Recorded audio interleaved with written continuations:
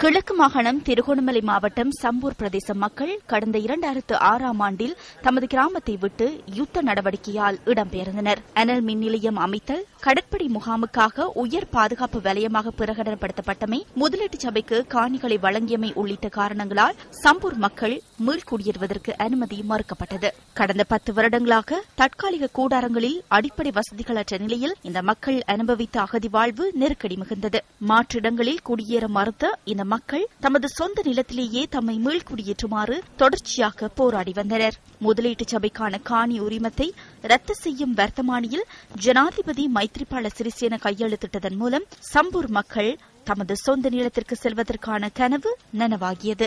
சம்பூர் பகுதியில் உள்ள கடற்படை முகாமையும் வேறு இடத்திற்கு மாற்றி மக்களின் மீள்குடியமர்வுக்கு ஒத்துழைப்பு வழங்குவதாக கிழக்கு மாகாண ஆளுநர் தெரிவித்திருந்தார்.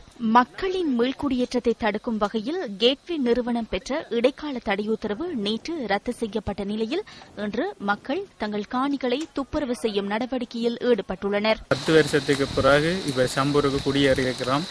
நாம் வெளியாகி துப்புரவு செய்து கொண்டிருக்கிறோம்.